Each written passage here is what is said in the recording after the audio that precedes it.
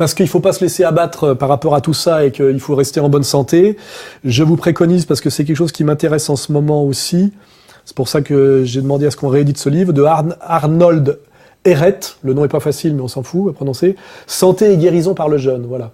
On critique beaucoup à travers d'ailleurs la critique du mondialisme, ce qu'on appelle le complexe médico-chimique, hein, et effectivement toute la surmédicalisation actuelle, et effectivement il y a des moyens de se guérir et de se soigner et surtout de se maintenir en bonne santé par le jeûne.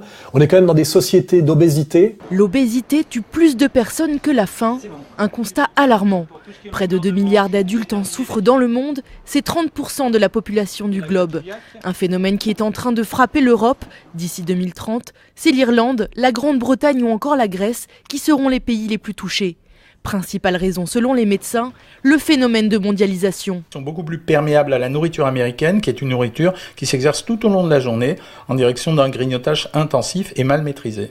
Junk food, pizza, plats trop gras ou trop salés. En France aussi, on est concerné par cette étude. Les burgers qui avant étaient relativement exceptionnels en France, mais ils ont largement débordé les fast-foods. Ça veut dire que maintenant, à tous les coins de rue, vous avez un magasin qui vend du burger. La société modèle qui est l'Amérique est une société où il y a 30% d'obèses. Hein, et je pense qu'une des bonnes manières de résister à l'impérialisme américain de l'obèse, c'est effectivement d'ailleurs quelque chose qui plaira aux musulmans, hein, puisqu'ils pratiquent encore le jeûne à travers le ramadan, comme nous le pratiquions à l'époque du carême. Hein, je veux dire, toutes les religions avaient cette idée effectivement du jeûne. En abordant l'étude des effets du jeûne sur le corps humain, il est bon de se remémorer une loi fondamentale de la nature. Tout animal malade ou blessé qui cherche à se guérir ne dispose que d'une méthode thérapeutique. Il cesse de s'alimenter et cherche uniformément à se débarrasser des déchets qui encombrent son corps. Pour accélérer la guérison, il a recours au jeûne.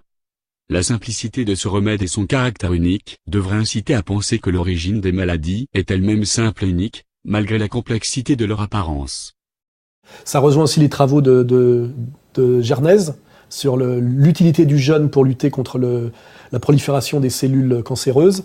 Je vous conseille de lire donc ce livre Santé et guérison par le jeûne et de découvrir effectivement une autre manière de se soigner sans recourir à des médicaments qui souvent d'ailleurs se parasitent les uns les autres, hein, la surmédicalisation, et qui vaut 11 € pour 110 pages, voilà. Hein.